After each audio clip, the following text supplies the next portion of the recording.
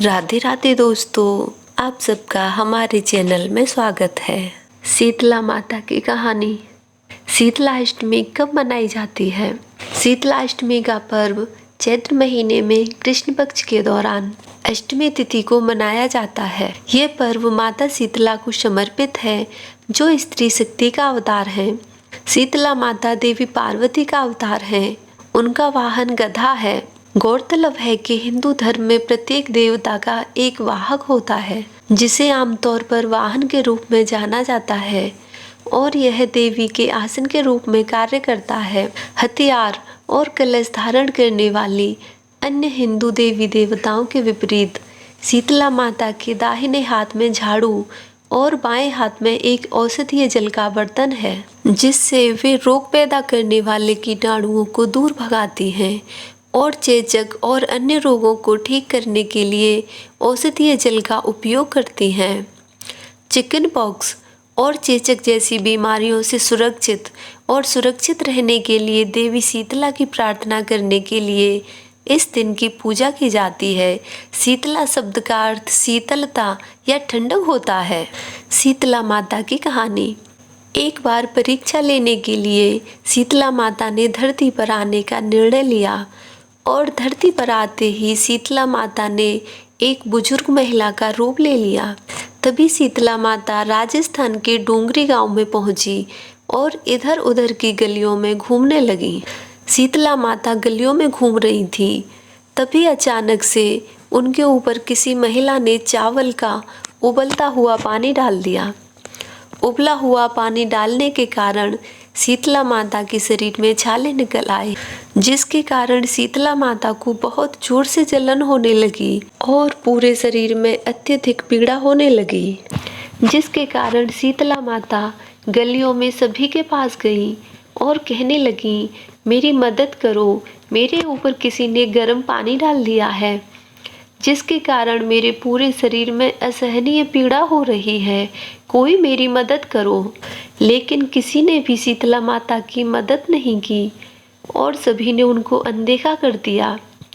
लेकिन थोड़ी दूर चलने के बाद जब शीतला माता एक कुम्हार के पास पहुंची, तो उस कुम्हार की पत्नी ने शीतला माता को देखा कि इनके शरीर में तो बड़े बड़े छाले पड़े हैं, और माताजी ने कुम्हार की पत्नी से कहा, मेरी मदद करो, मेरे शरीर में असहनीय पीड़ा हो रही है और बहुत तेज जलन हो रही है। जिसके बाद कुम्हार की पत्नी ने शीतला माता को अपने पास बुलाया और उनसे कहा, माँ जी आप यहाँ बैठ जाइए।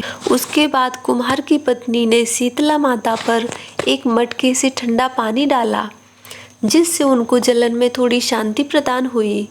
उसके बाद कुम्हार की पत्नी ने शीतला माता से कहा, माँ जी मेरे घर में रबड़ी और दही रखा है, जो कल रात का है, आप इसको खा लीजिए। शीतला माता जी ने कुम्हार की पत्नी के दिए हुए रात के बासी खाने को खाया, जिससे उनको दर्द में आराम मिला। उसके बाद कुम्हार की पत्नी ने शीतला माता से कहा कि माँ जी आपके बाल तो चारों तरफ से बिखर गए हैं, लाइए मैं आपके बालों को बांध देती हूँ।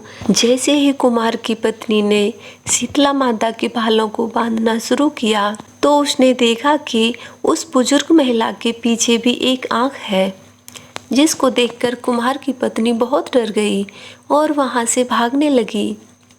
तभी शीतला माता ने कुम्हार की पत्नी को रोका और उससे कहा कि तुम मुझसे डरो नहीं, मैं शीतला माता हूँ। मैं यहाँ देखने आई थी कि यहाँ पर मेरी कौन कौन पूजा करता है। और ऐसा बोलकर शीतला माता अपने असली रूप में आ गई। जिसके बाद कुम्हार की पत्नी ने जैसे ही शीतला माता को असली रूप में देखा, तो वह तुरंत शीतला माता के पास गई और कहने लगी, माता मैं आपको अपने घर में कहाँ पर बिठाऊं? मेरे घर के चारों तरफ तो गंदगी फैली हुई है और बैठने तक की जगह नहीं है। जिसके बाद शीतला माता उस कुम्हार की पत्नी के पाले हुए गधे पर बैठ गईं और फिर उन्होंने कुम्हार के घर की साफ सफाई कर कुम्हार के घर की दरिद्रता को एक डलिया में भरकर बाहर फेंक दिया। उसके बाद शीतला माता ने उस कुम्हार की पत्नी से खुश होकर कहा कि मांगो, तुम्हें जो वरदान मांगना हो, मैं तुमसे बहुत प्रसन्न हूँ। तभी कुमार की पत्नी ने शीतला माता से कहा, माता, आप हमें वरदान के रूप में इतना दीजिए कि आप हमारे गांव में ही निवास करें और जो भी मनुष्य सप्तमी और अष्टमी को आपकी पूजा करें, व्रत रखें और आपको ठंडे भोजन से भोग लगाएं, आप उनके घर की गरीबी भी खत्म करें और जो भी महिला आपकी पूजा सच्चे मन से करे, आप उसको अपना आशीर्वाद दें और सभी लोगों को रोग से मुक्त करें। तथास्तु कहकर यह वरदान जरूर पूरा होगा। उसके बाद शीतला माता ने कुम्हार की पत्नी से कहा कि तुम अपने घर में इस घड़े के पानी को चारों ओर से छिड़क लेना, क्योंकि कल पूरे गांव में आग लगेगी, लेकिन तुम्हारे घर में नहीं लगेगी। उसके बाद कुम्हार की पत्नी ने शीतला माता की बात मानकर घड़े के पानी को अपने घर के चारों ओर छिड़क लिया। जब अगला दिन शुरू हुआ तो सबके घर में आग लग गई, लेकिन कुम्हार के घर में आग नहीं लगी, जिसको देखकर सभी लोग आश्चर्यचकित हो गए और वह सभी लोग राजा के पास गए। उनको सारी बात बताई कि हमारे घरों में आग लगी है और कुम्हार के घर में आग नहीं लगी है। राजा भी यह सुनकर बहुत आश्चर्यचकित हो गया, जिसके बाद राजा ने अपने सेवक को भेजकर उस कुम्हार और कुम्हार की पत्नी को अपने दरबार में बुलाया। जब कुम्हार और कुम्हार की पत्नी राजा के दरबार में पहुंचे, तब राजा ने उनसे पूछा कि तुम्हारे घर को छोड़कर बाकी सभी घरों में आग कैसे लगी है, तुम्हारे घर में आग क्यों नहीं लगी? तब कुम्हार की पत्नी ने बताया, कल मेरे घर में शीतला माता आई थी और उन्हीं की कृपा से ऐसा हुआ है। यह सुनकर राजा और सभी गांव वाले एकदम स्तब्ध रह गए। फिर राजा ने पूरे गांव में सभी लोगों से कहा, आज से सभी लोग शीतला माता की पूजा करेंगे, और तभी से डूंगरी गांव का नाम शीत की डूंगरी पड़ गया है और राजस्थान में शीतला माता का बहुत बड़ा मंदिर बनाया गया है, जहां पर हर साल मेला लगता है। बहुत सारे लोग मेले में आते हैं। शीतला माता व्रत कथा। एक गांव में ब्राह्मण पति पत्नी रहते थे। उनके 2 बेटे थे व 2 बहुएं थीं। दोनों बहुओं के बहुत समय के बाद पुत्र हुए थे। इतने समय में शीतला सप्तमी आ गई। शीतला अष्टमी के पहले दिन ही घर में ठंडा भोजन तैयार किया गया। दोनों बहुओं को लगा कि वो ठंडा भोजन ग्रहण करेंगी तो वो बीमार हो जाएंगी और हमारे बेटे अभी बहुत छोटे हैं। इस गलत विचार के कारण दोनों बहुओं ने चुपके से 2 बाटी तैयार कर ली। सास और दोनों बहुओं ने शीतला माता की पूजा करके कथा सुनी। बाद में सास तो माता शीतला के भजन करने के लिए बैठ गई। दोनों बहुएं अपने बेटे के रोने के बहाने से घर की ओर आ गईं। दाने के बर्तन से गर्मा गर्म रोटी निकालकर चूरमा बना लिया। वह अपना अपना पेट भर लिया। सास ने घर आकर भोजन करने को कहा। बहुएं बहुत ठंडा भोजन करने का बहाना बनाकर अपने काम में लग गईं। सास ने कहा, बच्चे कब से सोए हैं, उन्हें जगाकर भोजन करा लो। बहुएं जैसे ही अपने अपने बेटे को जगाने गईं तो उसे मरा हुआ पाया। बहुओं की वजह से यह शीतला माता का प्रकोप था। जैसे ही सास को इस बात का पता चला तो वह बहुत दुखी हुई और बोली, तुम्हारी वजह से मेरे बेटे मर गए और जिन बेटों की बदौलत तुमने धन कमाया और तुमको नाज है, अब तुम जाओ और उनको जिंदा करके वापस लाओ, अन्यथा घर वापस मत आना। उसके बाद मरे हुए बेटों को टोकरों के अंदर उठाकर दोनों बहुएं निकल गईं। उसके बाद रास्ते में एक खेजड़ी का पेड़ आया।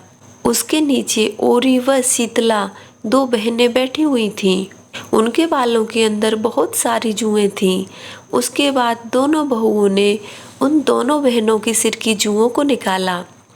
उसके बाद दोनों बहनों ने सिर के अंदर शीतलता का अनुभव किया। वो बोली, जिस तरह से तुमने हमारे सिर को शीतल किया है, वैसे ही तुम दोनों को पेट की शांति मिले। उसके बाद दोनों बहुएं एक साथ बोली कि पेट का दिया हुआ ही तो लेकर हम हर जगह पर मारी मारी फिर रही हैं। शीतला माता को काफ़ी तलाश किया, लेकिन अभी तक उनके दर्शन नहीं हुए हैं। शीतला माता ने उसके बाद कहा, तुम दोनों पापनी हो, दुष्ट हो, दुराचारणी हो, तुम्हारा तो दर्शन करना ही सही नहीं है। तुम दोनों को शीतला सप्तमी के दिन ठंडा भोजन करना चाहिए था, लेकिन उसके बाद भी गर्म भोजन किया। यह बात सुनकर दोनों बहुएं शीतला माता को पहचान गईं और बोलीं, हम तो भोले भाले हैं, अनजाने के अंदर गर्म भोजन खा लिया था। आपके प्रभाव को नहीं जानती थी। हम अपनी गलती को स्वीकार करती हैं। आप हमें क्षमा प्रदान करें। दोबारा हम ऐसा कार्य कभी नहीं करेंगी। उनके पश्चाताप भरे शब्दों को सुनने के बाद शीतला माता बहुत अधिक प्रसन्न हो गईं और उनकी याचना के बाद उन्होंने दोनों मर चुके पुत्रों को जीवित कर दिया।